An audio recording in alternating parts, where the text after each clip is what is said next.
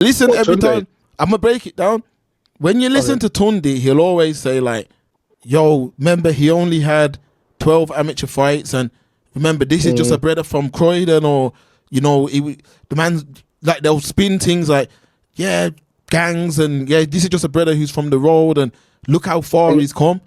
And I You know get what that else he side says? of it, yeah, but like it's like my man mentally can't leave him because he's saying, "Yo, Yeah. I'm just a youth from Croydon who look how much I've made money, but if I leave Yeah. him now, like look what he's done for me." So it's like he don't mind not his career damaging almost just But to you know what prove this is that he's all? loyal. Because last thing, Harry, apparently Yard But was going around to different people saying, please train me, please train me. And man's were like, nah, I ain't training. 12 amateur, I ain't training, yeah, rare. But Tundi said, come in.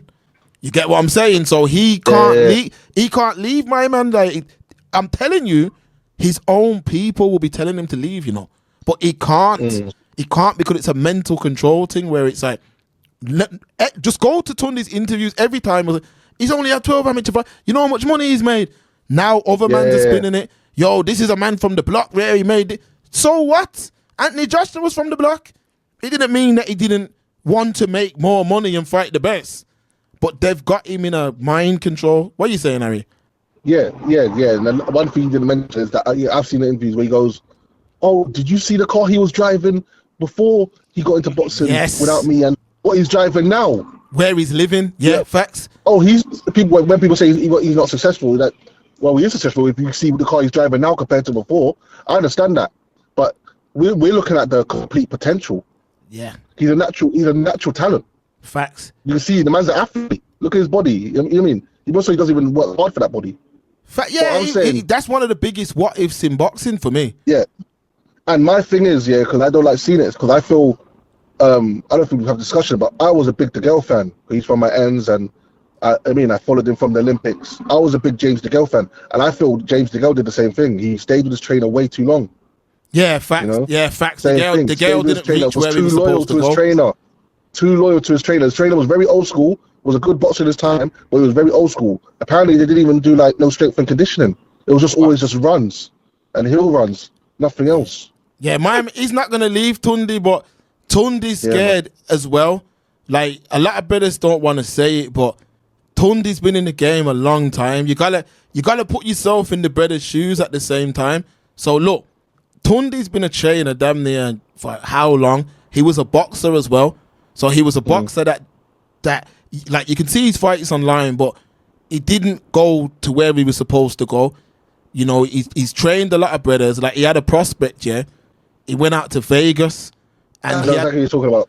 What's that prospect's name, Harry? That young boy, the one who they were like, "Oh, he's the British Mayweather." Yes, he had my man, and that was. That's when I first saw Tunde. Yeah, exactly. That was the brother that was supposed to bring him to the milk and honey, but that brother got a disease or something. Oh, I don't know. I never know what happened because one day I remember when Ringside, he used to have Ringside on Sky Sports. Yeah. I used to always watch that. They had him on there, and they were like, "Yeah, he's gonna make his debut on the next Floyd card." I can't remember what card it was. It might have been. He had a disease from Madonna. Yeah, it was about 20. Yeah, I think it's the Madonna card, but he had a disease. Yeah, and then he just never showed up, and they were like, they never explained why he didn't go pro. He got a disease. And he was like, yeah, he's beating everyone in Floyd's gym. He's beating up everyone in Floyd's gym.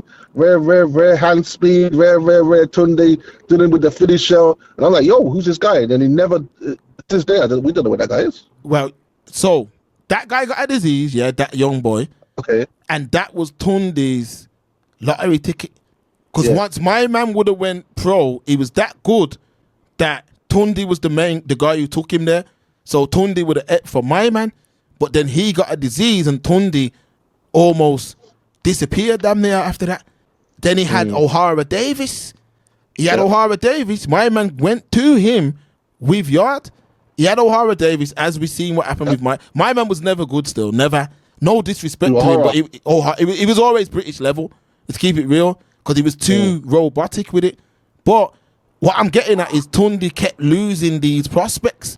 So once he got Yard and he's took him Queensbury, got him to a decent level, Tunde is able to run, and it sounds mad personal, but Tunde's eating good off Yard. So if he loses him, you've lost the golden goose. Like, think about it. Like when man had Joshua, the Brom brother McCracken, Rob McCracken had Joshua. Imagine every time Joshua was fighting, you're getting a 1.5, a 2. Yo, so every time he fights, damn near. A Brommy told me this. Yeah, I'm not gonna say who, but a Brommy told me this. McCracken was upgrading yards damn near every time Joshua fought. Like, that's how big the paydays were. Like, every time, like it was literally like winning the lottery every time. So a man don't want to lose that cash cow because you might only have one in your career. So Tundi don't want to lose that because you may only have. I remember with the reputation Tundi's built up now, where I think they go too hard on him still. The online people. There's definitely some kind of racism involved in terms of with Tunde. We know that deep down because with what he's done with Yarde, he should have a stable by now. He's not gonna. But would you? No, but think about it, Lloyd. If you was boxing right now, would you go to Tundi? If I'm a young black boxer from the ends, yes. No, I would see it from this point of view. A young black boxer from the ends who's got talent, who's just maybe won a Haringey Cup or something like that. I would give Tunde a chance because I can see. Look what he's done for Yarde. Yeah, but then at the same time, but he's got Yarde paid to an extent. Yeah. But think about it. I think like this. In life, I always look at it like this. You can be glass half empty or glass half full. And I'm saying, yeah, what do you think? This is mad personal, and I know it sounds mad personal. Do you think Yarde's got 2 million in his bank account right now? Anthony Yarde? I would say so, yes, because I heard they made a lot of money from the Kovalev fight alone going Russia. The Kovalev fight, I can tell you this right now, yeah? The Kovalev fight, he got 900 bags for that fight. Okay. Out of that 900 bags, you've got to pay tax, 40%, right, Noble? Yeah. You also got to pay your training costs, 10%, everything else. So by the time he walked away, even if he walked away with $500,000, that's beautiful. That's good. But it weren't a big payday like that in the grand scheme. Now, let's say he knocks Kovalev out. The Canelo fight would have been his. That Canelo fight at that time was worth about $6 million. Mm-hmm. So what I'm saying is, we keep going back to he's a brother from the ends, this, that, but we can't keep using that excuse for him not to be moved properly. I don't use that excuse. That's why I'm bringing it up now. Me and you were saying the same thing, Ari. But I'm saying, them man keep using this excuse of my man being this, man's from the block, and look at the car he was driving before. So what? He could be driving a damn near Rolls Royce Phantom if he wants. If he carries on, if he gets moved properly, he should have fought Buatsi 2 years ago. And if he would have, if he was knocking brothers out, which he's got the potential to do, he'd be on 5 to 10 mil paydays right now with Ryder season. And the problem with him and Buatsi is they do the typical English thing where it's like they feel they have to. It's like they feel with England. It's like if you're not the top Englishman, you maybe become irrelevant. So they both had an agreement of let's go try and get world honours, and then we'll fight each other on the back burner. But that's what happens when you do that. This is what happens when you do all that. Let it marinate, let it build. Now, my man, where does he go? I know you're saying title shot, but why would they give him that for what? And all right, he's got Warren. He's back with Warren. Back in the good books of Warren. And like I said, people don't know we have a conversation. If they put him in with Benavidez, it's over. Yeah. If they put him in with my man now, if they put him in, he'll get paid a decent-ish money because both of them don't sell pay-per-views like that now. If they put him in with Benavidez, then that train's over. He's got one more step up in him because people have if he does Benavidez and loses, he can still come back and do the Buatsi. That I know they fought. There's no money in that Buatsi fight right now, bro. I know because Buatsi just lost. Yeah, but Buatsi, where's he going right now? Who's Buatsi with Shalom? Yeah, he's with Shalom. Yeah. All right, so where does Buatsi go now? Who does he fight next? Couldn't tell you, mate. Exactly. They're not gonna put him in. Even if they put him in with Yarde now, there's no money in that fight. So that fight ain't gonna happen. Yarde, they let the fight overcook. And these are the mistakes that Tundi made with Yarde. Like you played games too much to where man have now sussed it. Man have now sussed it, and I'm telling you now, yeah. Warren, man can say, listen, hear what I'm saying to you. You see Warren, man's are like, he's back with Warren. Yo, that could be a good thing, but listen, Warren's a kind of brother. He's an old school English man. Listen to my words. He's an old school English man. You see, when a man wrongs a brother like that, or he believes that he's been wronged, don't forget. Them man don't forget. What did you just say earlier, Harry? You said they put Ben in with McLennan as what? As a punishment, innit? Yeah. Okay, so what you think's gonna go on now with Yarde? He knows that you publicly went against him. You're back with me now, but you went against me for nothing. Trust me, you're gonna see how this thing plays out. Yeah. They may put him in with Benavides just to close up the loose end. You know what I mean? Deflect, last thing, them trying to deflect it. We're saying it's Boatsie's fault. We all know that's lies because Boatsie was there every one of your fights, commentating on your fights, telling you let's do it. When it's now time, the word is the contract came. It was supposed to be 55. I think maybe we said to Boatsie because Boatsie was undefeated and he was #1 contender in 2 of the belts. So he was basically turning down a world title shot to fight Yarde. So Warren said it's only fair that we give Boatsie a little bit more. And Tunde and Yarde weren't happy. That's what it was about, yeah. Because that's what it was about. They believed they were the A side, but look what it did. Yeah, they believed they're the A side. They believed that. And that's why the fight never happened. And that's why Boatsie went on and fought Callum Smith. Facts. And then we know what happened. And that's the risk you run, messing around and letting fights marinate. Because look, there is no such thing as an unbeatable fighter.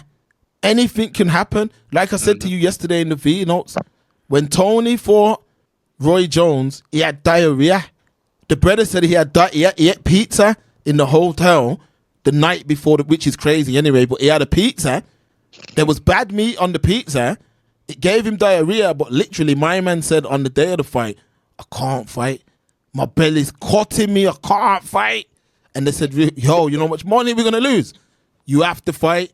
So he's gone in there. Watch the fight again. His belly's cutting him during the fight. You see what I'm saying?